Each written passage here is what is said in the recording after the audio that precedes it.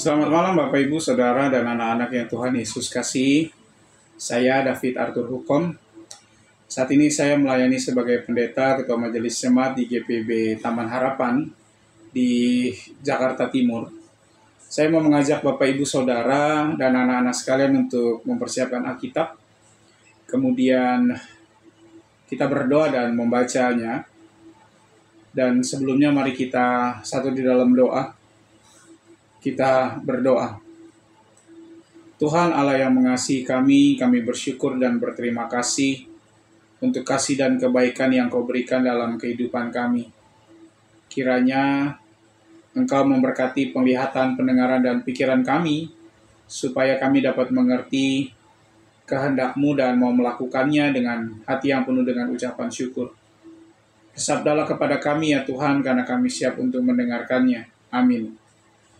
Bapak, Ibu, Saudara, dan anak-anak yang Tuhan Yesus kasih, bacaan kita pada malam hari ini terambil dari Hakim-Hakim pada pasal yang ke-12, ayat 13 sampai dengan ayat yang ke-15. Hakim-Hakim pada pasal 12, ayat 13 sampai dengan ayat 15. Mari kita membacanya. Sesudah dia, Abdon bin Hillel, orang Piraton, memerintah sebagai hakim atas orang Israel. Ia mempunyai 40 anak laki-laki dan 30 cucu laki-laki yang menunggang 70 ekor keledai jantan. Ia memerintah atas orang Israel selama 8 tahun. Kemudian Abdon bin Hillel, orang Piraton itu meninggal dan dikuburkan di Piraton, di tanah Efraim, di pegunungan orang Amalek. Sedemikian pembacaan firman Tuhan. Berbahagialah kita yang senantiasa membaca, merenungkan, dan melakukannya dalam kehidupan hari lepas hari. Bapak, Ibu, Saudara, dan anak-anak yang Tuhan Yesus kasihi, menjadi pemimpin itu tidak mudah, karena dibutuhkan banyak sekali persiapan. Persiapan yang paling penting adalah pada kesadaran diri akan kemampuan untuk menjadi seorang pemimpin. Tidak hanya sekedar yang penting saya menjadi pemimpin, yang penting saya melakukan apa yang dilakukan oleh orang lain. Karena menjadi sesuatu yang sangat disayangkan kalau seorang pemimpin dia tidak memahami dengan baik kenapa dia menjadi pemimpin dan apa yang harus dilakukan sebagai seorang pemimpin. Dalam diri seorang pemimpin, Bapak, Ibu, Saudara, dan anak-anak yang Tuhan Yesus kasih itu ada kemauan sebenarnya untuk memberikan ide. Seorang pemimpin itu dia harus bisa memberikan ide.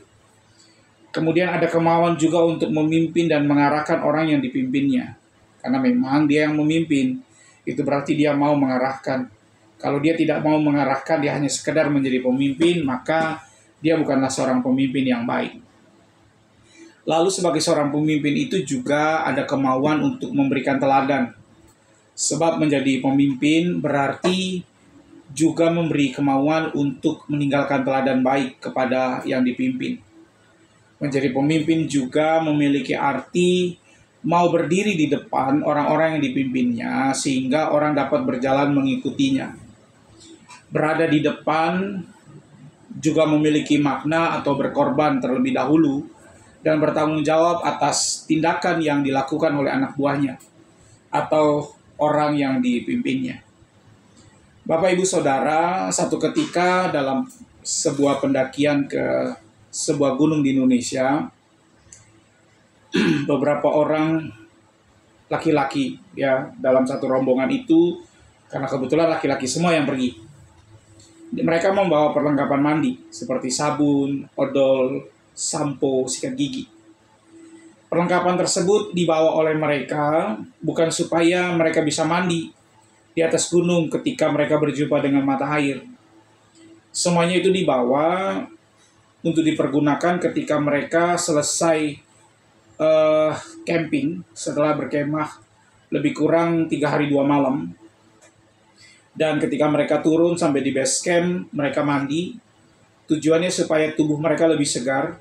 Yang pertama, yang kedua supaya bau badan mereka itu tidak membuat orang lain pusing dalam kendaraan atau bis yang ditumpangi. Lalu waktu rombongan itu mendaki, ada anggota rombongan lain yang mandi, yang keramas, yang sikat gigi di dekat mata air di tempat orang banyak berkemah.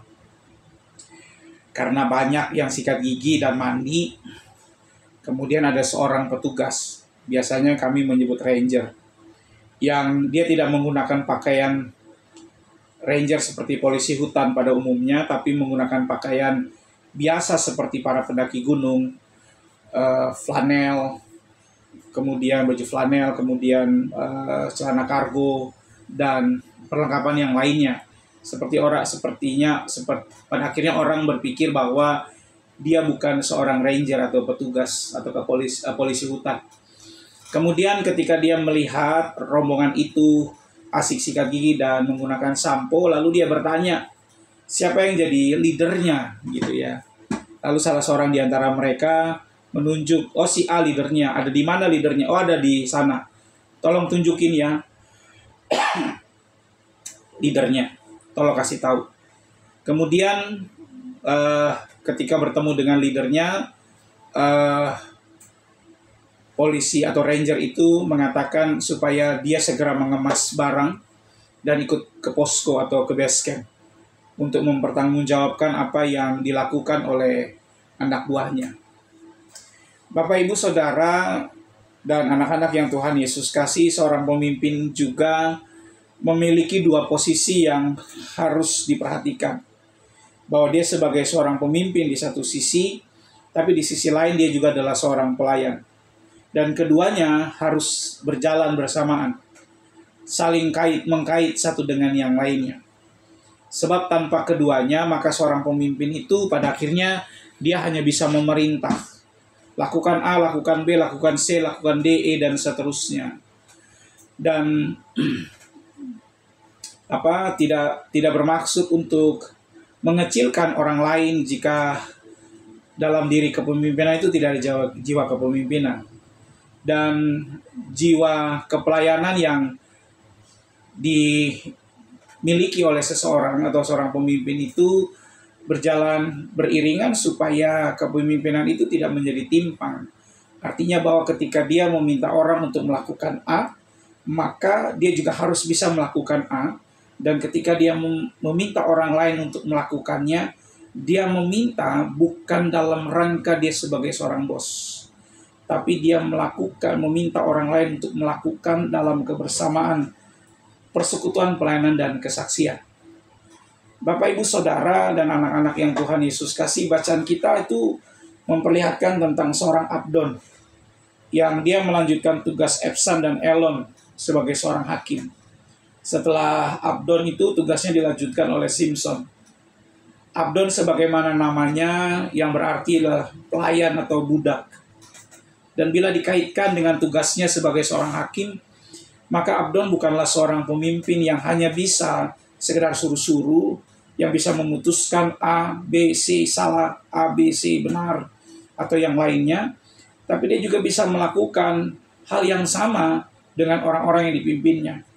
Dan keberadaan dia sebagai seorang pemimpin harus dilihat tentunya dari sudut pandang dia sebagai seorang pelayan, begitu ya, sebagai seorang pelayan. Bapak, Ibu, Saudara, dan anak-anak yang Tuhan Yesus kasih, ketika seseorang menjadi pemimpin, maka tugas pendelegasian kepada orang yang dipimpinnya itu menjadi penting. Pendelegasian tugas tentunya bukan bertujuan untuk menyerahkan tugas dan tanggung jawab sepenuhnya kepada orang lain, begitu ya, supaya orang lain bisa melakukannya. Tapi menjadi satu modal penting untuk memberikan kepercayaan kepada orang lain untuk bisa melakukan tugas yang dipercayakan kepadanya dengan baik. Memahami, meyakini bahwa dalam diri setiap orang itu ada potensi untuk menjalankan tugas dan tanggung jawab. Dan pendelegasian itu bicaranya adalah soal memberikan kepercayaan. Pendelegasian juga memiliki kesempatan dalam pendelegasian itu memiliki kesempatan, memberikan kesempatan kepada orang lain untuk berkarya, untuk memperlihatkan apa sih yang bisa dia lakukan. Oleh karenanya memberikan kesempatan kepada orang lain untuk berkarya itu menjadi penting dan baik. Bapak, Ibu, Saudara, dan anak-anak yang Tuhan Yesus kasihi, hal ini tentunya berlaku bagi generasi muda gereja, khususnya Pelkat PA yang sedang berulang tahun hari ini ke-66 tahun ya. Pelkat PA itu khususnya anggotanya, anak-anak yang ada di dalamnya itu harus diberikan kepercayaan untuk dapat terlibat dalam pelayanan. Sebagai gereja yang ramah anak, melibatkan anak-anak dalam ibadah hari Minggu, ya misal membawa kantong persembahan untuk diedarkan kepada jemaat dengan didampingi oleh presbiter yang bertugas. Tujuannya supaya mereka terbiasa melayani di gereja dan mereka tidak asing dengan hal itu. Oke, mungkin mereka akan ketawa-ketawa ketika mereka membawa kantong persembahan, tapi orang dewasa perlu memberikan kesempatan kepada generasi muda atau anak-anak itu untuk terlibat dalam pelayanan. Nah, kebiasaan ini pada akhirnya juga dapat membuat mereka bertumbuh dalam kehidupan bergereja dan berjemaat. Nah, dalam pertumbuhan yang dirasakan oleh anak-anak, itu akan muncul rasa cinta kepada gerejanya dengan baik. Nah, anak-anak itu kan adalah pemimpin bagi generasinya saat ini, dan juga mereka akan menjadi pemimpin gereja di masa yang akan datang. Kalau mereka tidak pernah diberikan kesempatan, maka ya mereka tidak akan pernah tahu potensi yang ada dalam diri mereka. Oleh karena itu, penting bagi kita untuk memberikan kesempatan kepada setiap anak-anak di gereja untuk dapat terlibat, supaya mereka juga merasa diterima kehadirannya. Mereka merasa dimanusiakan, dan mereka merasa bahwa kami juga punya hak yang sama dengan orang dewasa, kan begitu. Selain itu juga supaya gereja pada akhirnya tidak repot gitu ya. Tidak repot untuk cari orang untuk melayani di gereja. Ya, karena ada orang-orang atau ada anak-anak yang nanti pada akhirnya sudah terbiasa dengan tugas tanggung jawab pelayanan di gereja. Nah, kalau anak-anak diremehkan, kalau anak-anak ditolak, jangan heran juga kalau anak-anak pada akhirnya tidak mau pergi ke gereja. Bahkan lebih memilih untuk pergi ke gereja lain. Di gereja sana aja, saya lebih senang, saya lebih diterima, saya bisa berekspresi. Lalu, jangan salahkan mereka begitu. Maka dari itu, bawalah anak-anak, berikan kesempatan kepada mereka untuk bisa terlibat. Dan ketika kita melibatkan anak-anak, sebenarnya kita sedang mempersiapkan generasi penerus ke para pemimpin di gereja di masa yang akan datang. Gereja menjadi rumah kedua bagi anak-anak bertumbuh dan belajar untuk menjadi seorang pemimpin.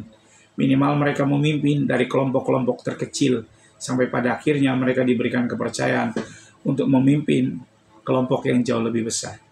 Maka dari itu, bawalah anak-anak ke gereja dan biarkan mereka aktif dalam kegiatan-kegiatan yang ada di gereja, supaya mereka cinta dengan gerejanya dan cinta juga dengan Tuhan yang menghadirkan diri mereka dalam kehidupan mereka setiap hari.